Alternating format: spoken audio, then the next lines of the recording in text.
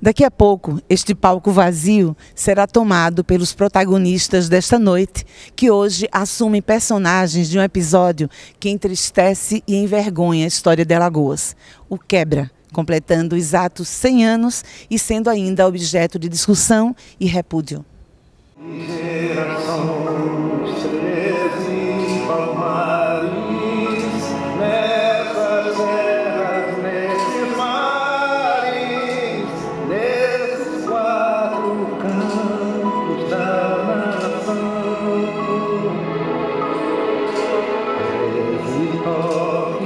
Dentro de meia hora elas entram em cena. Enquanto isso, os preparativos que incluem pintura, maquiagem, a roupa. O que é mais difícil nesse processo todo?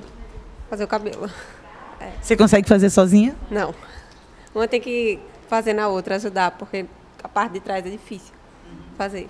Acaba sendo um processo coletivo, né, de ajuda.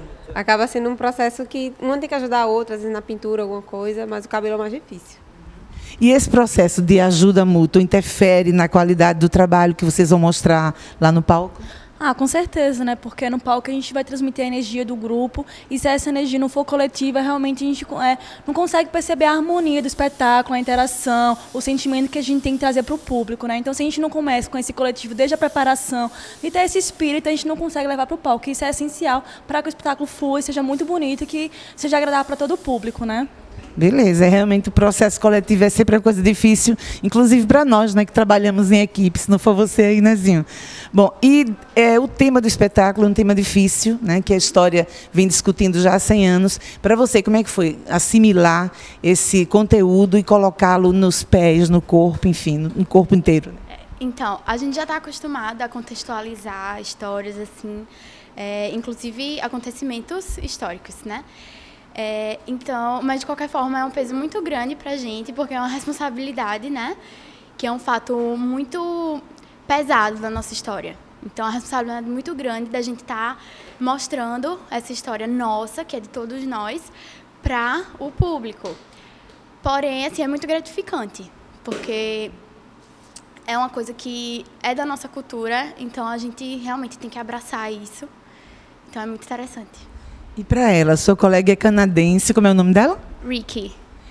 Como é que foi passar para ela, numa cultura que ela não conhece de berço, porque vem de uma outra realidade, como é que foi passar esses dados para ela? Então, no começo foi meio complicado, assim, porque mesmo a gente sabendo se comunicar assim, com o inglês, tem certos termos e certas coisas da nossa história que ela não conhece. Porém, a gente escreveu tudinho para ela, a gente deu uma pesquisada na internet, conseguiu traduzir e ela está por dentro. Mais uma vez um trabalho de equipe, né? Justamente, sempre. How about you? It's a pleasure to work with Maria Amelia Clark and these beautiful dancers, and I'm just happy to be part of this and be in Maceo. Welcome. Thank you very much. God luck for you. Ok? Bom, vamos voltar para o palco, né, conversar com a Emília e mostrar para vocês o que vai acontecer daqui a pouquinho, retratando com beleza e suavidade um episódio que não teve nada de bonito. Desse lado, os meninos que entram juntos no palco e com certeza passam pelo mesmo processo, pela mesma dificuldade, uma vez que bailarino, né, o artista no palco, tem que assumir um outro personagem. Carlos, qual é a parte mais difícil para chegar nesse resultado final? Na realidade, a parte difícil mesmo do processo é o estudo, para que, a partir desse estudo que a gente faz sobre o trabalho, a gente tirar a nossa impressão, a nossa interpretação, para mostrar para o público essa sensação que a gente extraiu dessa pesquisa. E qual o papel masculino que define o papel masculino dentro desse espetáculo? Assim, a contracena dos meninos com as meninas, existe uma diferença dentro da filosofia, do conteúdo do espetáculo? De certa forma, existe, porque os meninos são a parte mais forte. Não querendo desmerecer as meninas, que também, em alguns momentos, são fortes também. Mas, assim, os meninos, eles representam a parte mais forte, as figuras dos orixás mais fortes mesmo, como Xangô, que está lá presente, né, dentro da história e tudo mais. E para você, onde foi que ficou maior dificuldade nesse processo todo? A dificuldade é o trabalho, a relação, que a gente tem que buscar tempo, né? Todos nós temos coisas lá fora, estudo, trabalho, e temos que ter tempo, que são 4 a 5 horas por dia, entre aula e ensaio, contando também que a maioria dos bailarinos são pessoas que estão envolvidas, são professores da escola. E uma outra parte difícil também, que não é fácil, mas é gostoso de se fazer, é buscar o personagem. É fazer esse laboratório mesmo de transcender de você para esse personagem, né? Para esse negro, que torna-se mais fiel ainda, porque faz parte da nossa história.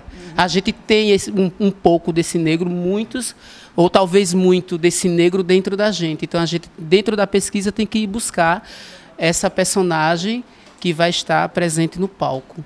Conhecer a história do Quebra mudou alguma coisa na tua perspectiva de vida, assim, como artista e como ser humano? Não mudou. Mudar não é bem, não é uma mudança, mas é você se atentar para as questões, que não é só a questão da tolerância religiosa, mas também é social e política. Então, assim, você comparar os 100 anos, o 1912 a 2012, o que mudou, né? Ou será que essa tolerância não está mascarada, né, agora na atualidade? O que é que você acha? Está mascarado ou mudou? O que eu acho? Interrogação. Vamos descobrir daqui a pouco, né, o que é que vocês acham no palco. Então, boa sorte para todo mundo, ou como a gente diz no teatro, né, merda para todo mundo, tá bom? Obrigadão.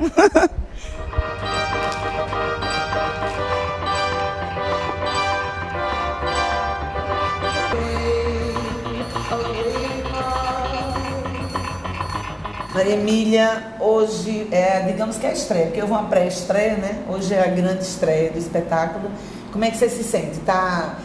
As suas expectativas em relação às ideias que vinham antes, né? O que aconteceu durante esse processo de produção? Atendeu às suas expectativas? Legal, então nós passamos 3 meses de pesquisa e 1 mês de produção coreográfica, né? Intensa, né? Intensa. Então, assim, primeiro passo por um processo de pesquisa, depois eu vou para a trilha sonora, e aí sim eu começo a elaboração da movimentação coreográfica. Mas, paralelo a isso, também vem a construção dos personagens. Então, toda movimentação coreográfica, ela traz um personagem, uma interpretação determinada. Então, eu tenho uma tendência a coreografar esses movimentos com um direcionamento expressivo e teatral, né? Então, eu acho que a obra vem com uma força muito grande, tanto na visualidade como na teatralidade, né? Então, passar 1 mês, assim, nesse processo de produção é muito interessante, porque você vai vendo a evolução desses personagens atrelados a essa movimentação. Da última apresentação para cá, a gente vê já a densidade, né? A reflexão, a ligação de todas aquelas ideias que a gente primeiro pegou o movimento inicial. Você vê que era a ideia se materializando. Se materializando. Juntando os elos da corrente, digamos assim.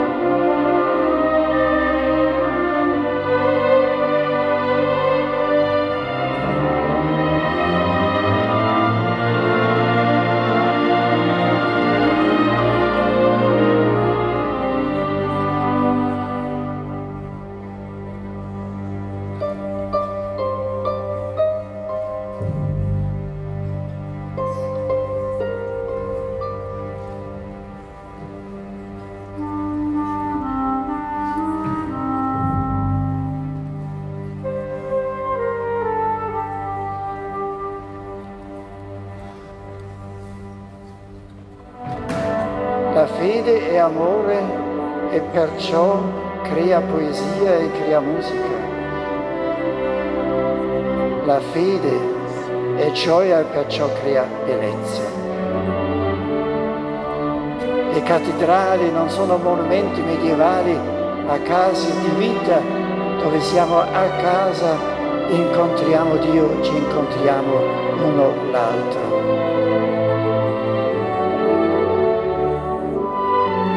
La grande musica, il Gregoriano o Bach, Mozart, nella Chiesa non sono cose del passato, ma vivono della vitalità della liturgia e della nostra fede. Se la fede è viva, la cultura cristiana non diventa passato, ma rimane viva e presente. E se la fede è viva, anche oggi possiamo rispondere all'imperativo che si ripete sempre di nuovo nei salmi: cantate al Signore un cantico nuovo.